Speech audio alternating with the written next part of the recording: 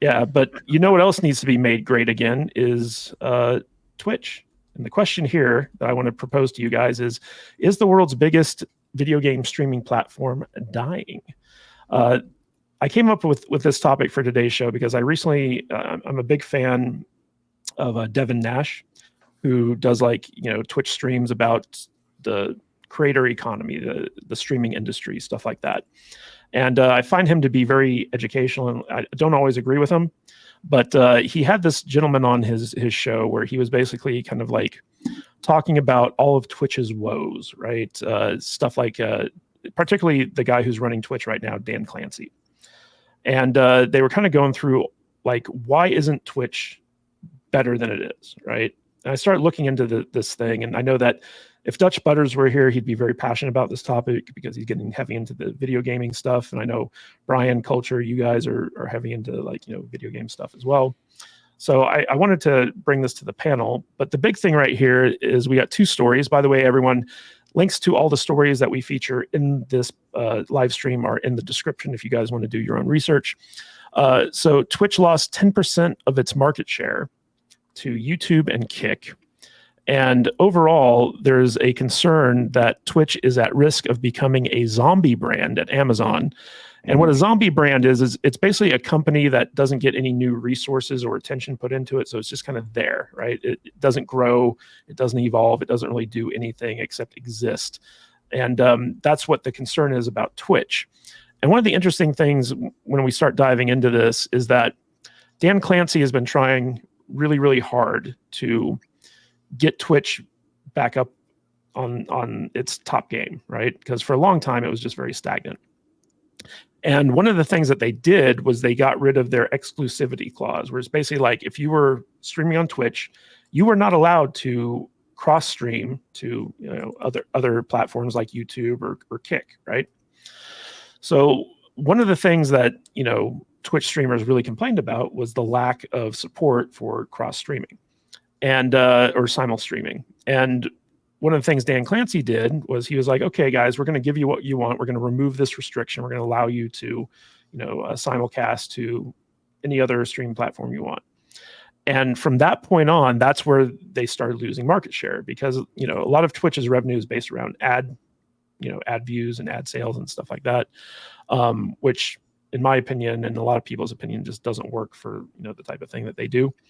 But they've lost viewers because a lot of these people prefer to watch on YouTube or prefer to watch on Kick and stuff like that. And so that hurts their bottom line of ad sales because they're losing eyeballs.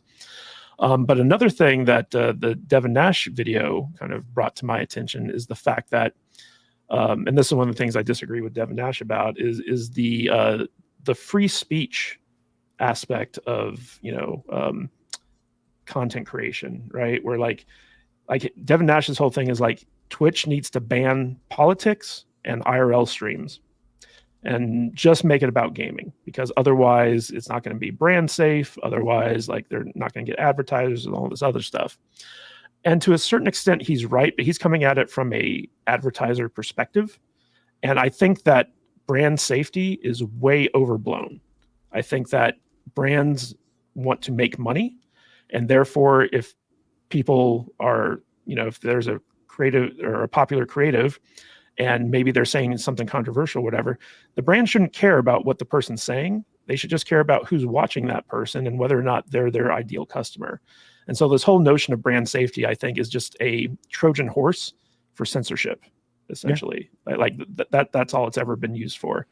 There's a lot of stuff to talk about here, but long and short of it is that Twitch, they're finally updating their mobile app, but the mobile app hasn't been updated for 8 years. They're trying to put in more stuff that's kind of similar to what TikTok does in terms of GIFs and bits and all this other stuff.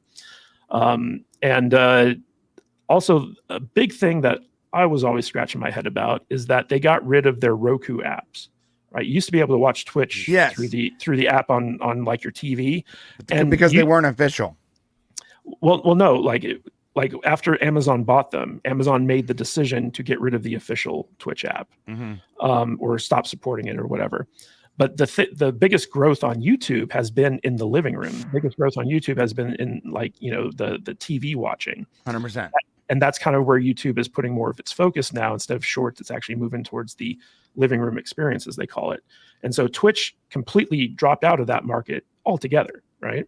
And I used to love watching, Twitch streams on my TV because I, get home from work, I'd sit down, have dinner, and just watch my favorite streamer playing their video game, right?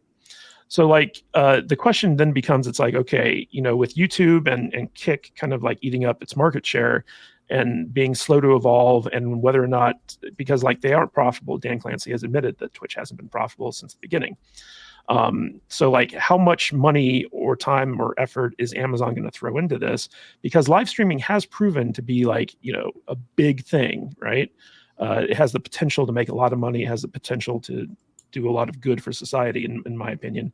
But the question then becomes, it's like, okay, how do you make it work for big companies like Amazon? How do you make it so that content creators have the tools they need to create the communities that are going to be sticky enough to make it a viable ad platform? And so that's what I wanted to talk to you guys about. Brian, I want to start with you because like you're a big gamer. You've watched Twitch. You're kind of know a little thing or two about that culture. What do you think is the biggest problem Twitch is facing right now? Stagnation, like you mentioned, taking the apps off of not just Roku, but off of any TV app. So like there's different ecosystems for these different TVs, and Amazon wanted it to be on their Amazon marketplace or whatever that nobody uses. And doing that really removed a huge audience. So the only reason I ever watched Twitch was not to watch a streamer. It was to watch tournaments, right? Dota tournaments, Fortnite tournaments, League of Legends tournaments. I mean, Hearthstone tournaments. Yeah, even though it felt really gay to watch Hearthstone tournaments, sure.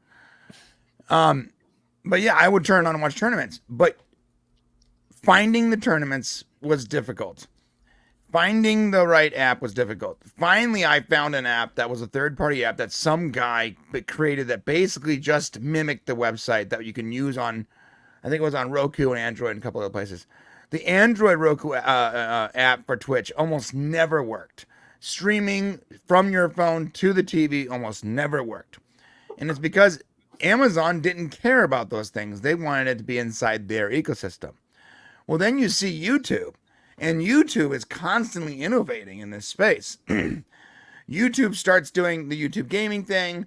Then streaming becomes, it goes from like, it has a 6-hour cap to a 12-hour cap to a unlimited, but the archive is 12 hours cap. And a lot of these gaming companies like Valve and Epic and Riot, they were like, you know what, we've been streaming our tournaments on Twitch this whole time because that's the gaming platform. We're going to start streaming to YouTube too because it seems like it's easier. And then over time, their own Twitch channels get a lot less maintenance and updates because YouTube is easier, because they get a lot more viewers on YouTube, because archiving is easier, because watching it after the fact is easier, because they make more money on YouTube. And Twitch just slowly dies. And I gotta say, they did it to themselves. I think Twitch should go bye-bye. I think there needs to be a better option in place. It's never been good. The streaming quality has always been sort of lackluster. There's always a little bit of a buffer. Their app has never been solid. And I'm so tired of a lot of gamers thinking they have to stream on Twitch when Twitch isn't going to get them anywhere. Established Twitch streamers are already good to go. But you want to find an audience on Twitch right now? Good luck. There's not enough people. Like, you should start on YouTube. That's the best place to start if you're trying to find an audience for gaming. So, if it's a zombie company or not, brand or not, I'm pretty much done with Twitch. And the only reason I ever watch it now is because that's the only place to watch a particular tournament, and that's a rare thing now. Well, culture, Amazon famously bought Twitch, right? Mm-hmm. And everyone was really excited when that happened because it's like, oh, Twitch is finally going to get some like big money behind it. It could be a major competitor to YouTube. And I've always wondered why Amazon has been sleeping on the user-generated content stuff, because if there was ever a company that had the potential to rival YouTube in terms of like reach, in terms of support, in terms of like, serving ads or supporting creators or whatever, you'd think it would be like Amazon Prime, right? And Amazon Prime used to have a feature where you could actually upload like your own stuff. It had to go through an approval process. But if Amazon were to integrate Twitch with its like Prime offering and actually have like, a section on like the Amazon UI where you could actually go and watch Twitch streams as opposed to like, having to go to like the Twitch website or whatever, I think that Amazon would really quickly start eating YouTube's lunch because like they already have the infrastructure there and all that stuff. So why do you think Amazon is so reluctant to kind of embrace Twitch and just like kind of like let it do its own thing when it could be seriously integrating it with their own offerings? I think that comes down to the fact that they just don't know what to do with it, Matt. I think everybody here would agree. When you look at what they do, where they do it, they haven't had any growth. Brian was, lamenting all the problems that you have when you're trying to do streaming over there. You don't have any of the amazing facilitation that Amazon could certainly integrate with the platform. Again, Mr. Kadish, if you were trying to make money with this, you would integrate it into your video product as you've suggested, and you would serve commercials right from the site while games are streaming. You would, you could have a free option down there, or if you have a Prime account, you don't have maybe you don't have the commercial free stuff. Your commercials are just these banners at the bottom of these game streams that just flash up every 5 or 10 minutes, right? They don't interrupt the game flow. They just offer up maybe a product you might be interested in. They are one of the few platforms that distinctly could offer individual products to the people that are playing it. And yes, they could absolutely eat YouTube's lunch for a long time. The biggest problem is, and what I think happened, is when they acquired it, they didn't know what to do with it. They had an idea going in what they wanted to do with it, and then these, the advertiser guideline baloney sausage, the censorship that you were talking about just a couple minutes ago, was something that reared its ugly head. Remember, they wanted to manipulate the entire market and the entire country and anybody who invested money with them into only allowing certain things to be presented to them because they were the only things they were willing to present to them. An entire advertising cartel was eliminated by Elon Musk because the whistle got blown on them. You don't think Amazon and many others were a part of that hot mess trying to control everything? No, of course. But like I said, you're 100% right. YouTube could have its lunch eaten very easily by the fact that not only can they service their own ads, they can serve up exactly what somebody may be interested in on the other side of that television because it's tied to an account. You're literally streaming through your own individual account. You're not just collectively glomming on, with a little loose port connection. You are actually, you're actually buried within your own profile and everything that you've ever bought and everything that you might bought. You have a dialed in individual algorithm that could sell things like crazy. And again, it's not like they don't have the bandwidth. They have Amazon Web Services. Yeah, Mr. Ning, one of the big complaints that YouTubers have is the cut that YouTube takes, right? YouTube has like a famous like 30% take on like super chats and, like all that other stuff. And YouTubers are always like, oh, how dare they take so much of my money, my hard-earned tips. But over at Twitch, they're like, oh, it's 50%. So like all the bits that get bought, like Twitch takes 50%. All the subs, Twitch takes 50%. And famously, like they were even taking like even more than that at a certain point for like smaller creators. And one of the big issues that seems to be facing Twitch right now is this issue of like, what should be allowed on the platform. There are advertisers out there who are like, we just want video games. We don't want anything that could potentially harm our brand. But then you also have like the IRL, section of Twitch, which is its most popular kind of category, where basically you have hot tub streamers, you have ASMR girls, you have basically like OnlyFan feeders. Like OnlyFan girls use Twitch to feed young horny boys into their OnlyFans as a loss leader. And the gateway drug. It's the gateway drug to OnlyFans. Right. And that's primarily what IRL is. And then you also have streamers who get super political on there, like like Hassan, Destiny, all these guys. And that becomes very, very kind of like murky, like when you start getting into hot button topics and stuff like that, that advertisers don't want to be associated with. And so the question then becomes, it's like, how much should Twitch be kind of like moderating its own platform? And you have like the free speech model of kick.com, but that has its own problems, right? And it's primarily, we joked about being a gateway drug to OnlyFans. Kick is a gateway drug into gambling because it's financed by like a gambling site. But they allow anything to go on there pretty much. And so like the question then becomes, it's like if Twitch's ad revenue or revenue model is advertising, right? Like it serves advertising just like YouTube does. How does it thread that needle exactly? Like what do you think about the whole brand safety argument when it comes to these online platforms as that being like their primary revenue model? Yeah, I'm kind of of two minds when it comes to content on Twitch. I'll either go as far as say total free speech, apart from nudity, sex, the truly bad stuff, free speech, or clearly define what community standards is. I remember, look, the only reason I watch Twitch and know anything about it is because of the pandemic. That's all I was watching. And then when the election came along, the 2020 election, it was people were just getting kicked off for no reason. People were losing money for no reason. And the biggest complaint was nobody understood what the community standards were that they violated. And it also seemed like the community standards were arbitrary, were being changed constantly. And some conspiracy theorists were saying that it was changed to support one party over the other. So my thing is either you go full free speech, or if you're going to regulate what kind of content goes on there, lay it out. Make it crystal clear that this is what's acceptable and this is what's not acceptable. You can't move the goalpost. Yeah.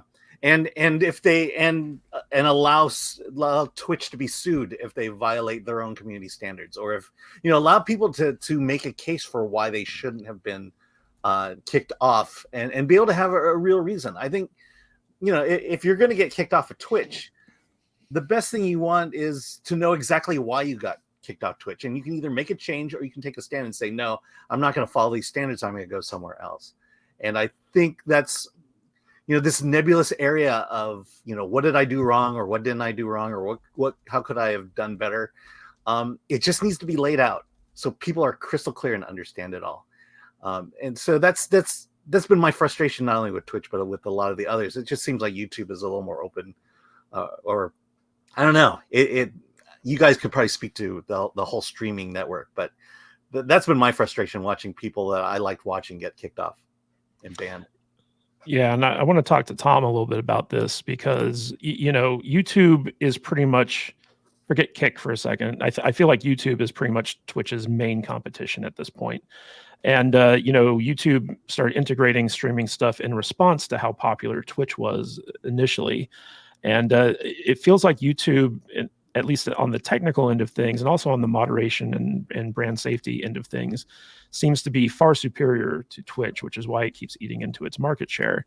And I know that there are streamers on Twitch who like experimented going like full YouTube and to just kind of compare and see like, if they could make more money or get more views or more popularity on YouTube versus Twitch. And it seems like, people like Moist Critical and stuff like that tried going like all in on YouTube, found that Twitch is actually, for what they do, far more effective, even though YouTube offers like, more discoverability and all this other stuff.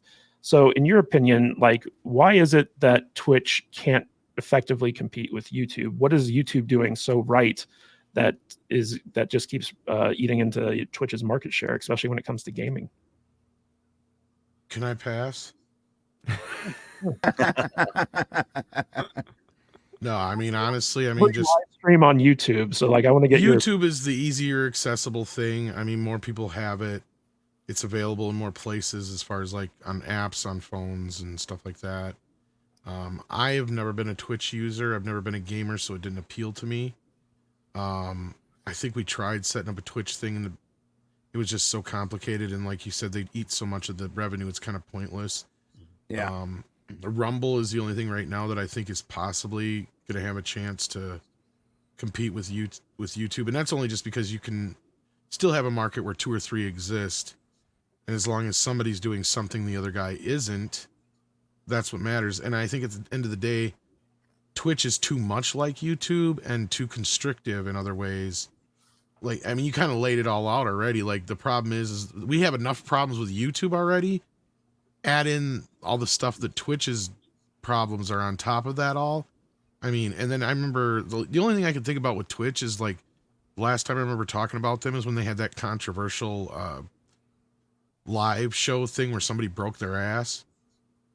It was because that was TwitchCon, and that was porn star Adriana Chechnik. That's the last time I remember talking about Twitch, to be honest with you. So like, it's so not even in my conversation. But with YouTube, it's kind of more like a dance with the one you brought. We may not know everything, we may not see eye to eye on everything, but at least with YouTube, it feels like there's a little bit more of a rapport there, to where Twitch just never even. Well, Tom, it felt disconnected from the start. One of the big advantages YouTube has over every other social media platform is its discoverability engine, because YouTube knows how to recommend stuff to an individual user that person wants to watch. And with Twitch, it's the kitty videos, but yeah.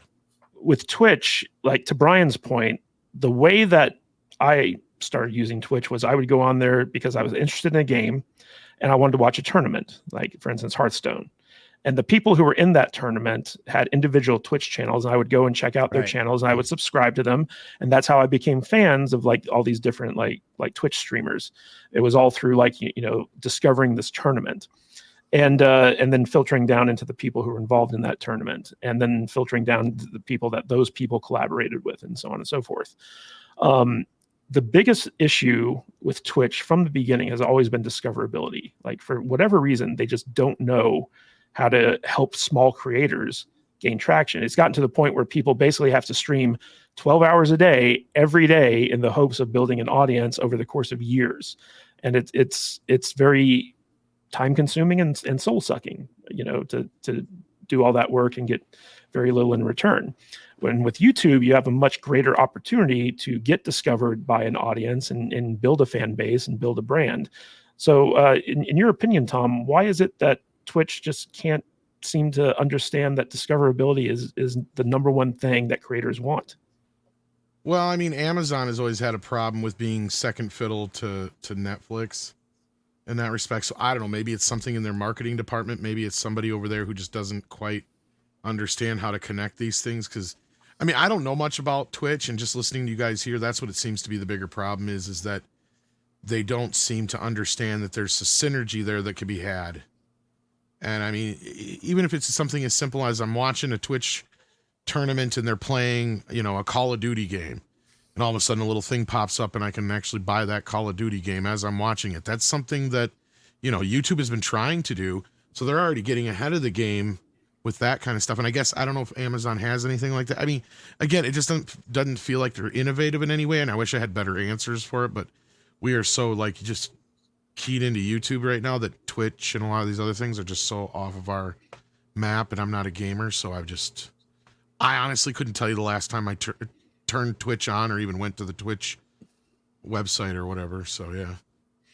All right. Well, Odin, one of the big issues here, at least, is basically brand safety, because YouTube and Twitch, and to a certain extent Kick, they make their money off of advertising, right?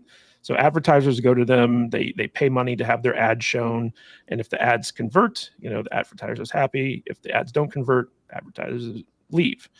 And most of the advertising on Twitch that's effective are brand deals with the individual creators. You have G Fuel that goes out, makes a deal with like a big streamer. They drink G Fuel on stream. They pitch G Fuel to their fans. They go and buy G Fuel. The whole culture of Twitch, where it's basically a live streaming platform, I have the opportunity to basically have commercials played during our live stream. I never use it because people don't show up to live streams especially video game live streams where you could be in the middle of a very like feverish match, and all of a sudden a commercial plays and you miss like some of the best gaming that like you could have possibly done. And so I'm always kind of like fascinated by like why Twitch just doesn't do ad overlays as opposed to like video ads. Like, why do you have to break for commercial when, if you guys remember when network TV was a thing, you'd watch stuff and they'd have like a lower thirds pop up where it's like, this show is coming up next at like this time.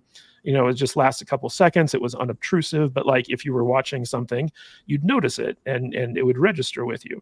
But the big thing to me is that brand safety has always been a Trojan horse to censorship. And Twitch, to its credit, has always been like a platform that, people could go on and basically express themselves, whether it's through gaming, whether it's through IRL, whether it's through like whatever the case may be. But we see this with YouTube, and we're going to get into this even deeper in the next section. But this idea that advertisers can bully a platform into taking off like entire sections or banning specific creators because they're saying something controversial or something outside the norm. What do you think are the dangers in that, and how should these platforms be treating this brand safety argument? Yeah, it's a tough one because you really have to kind of balance kind of what Alan was saying before about like that aspect of censorship. And do you allow simply for complete unfettered free speech and then just allow the chips to fall where they may? Do you, potentially have these rules in there, but at least make them a bit more, transparent?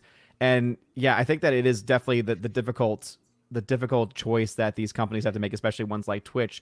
I think the issue ultimately with Twitch is that it almost seems like a company that, at least at this point, since maybe it's only since Amazon took over, trying to find its identity, trying to find where it fits in the space, recognizing that it is competition to YouTube, but also not offering the same content or the same platform in any way, right? Because Twitch is known for its live streaming. It's not really known for being given access to or typically used for a lot of VOD, a lot of random videos of like cats and dogs and all the cute videos people like watching, in addition to gaming highlights and things of that nature. And so I think that really it's less so about necessarily brand safety concerns for them, and more about just their own identity issues in general. And I just, based off of where they've been going with it and the decisions they've been making, I don't think that they're going to really fix that anytime soon.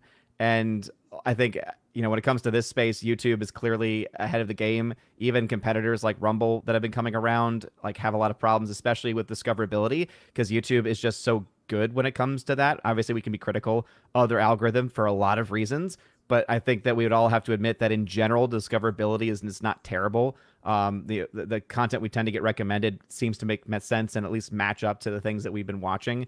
The chances of me finding something that I actually want to watch next is a lot higher on this platform than it would be necessarily on some of those other ones. But I honestly think it's a more of an identity problem for Twitch than anything else. Yeah, and I feel like Twitch, the one thing YouTube does really well is it caters to not only the creators on the platform, like it helps the creators, it listens to the creators, it wants the creators to succeed, right? For the most part, there are exceptions, but it also prioritizes the user. And so, like the YouTube algorithm is all about trying to figure out what a specific individual user enjoys, tailor their watch experience to that, and then match up the right users with the right creators to create fan bases, to create loyal viewership, all this other stuff.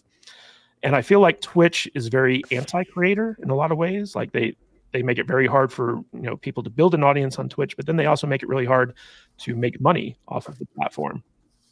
And I feel like if Twitch were to kind of figure out, okay, what can we do to help creators? What can we do to help users? And then then the advertising stuff would just fall into place, kind of like how it works with YouTube.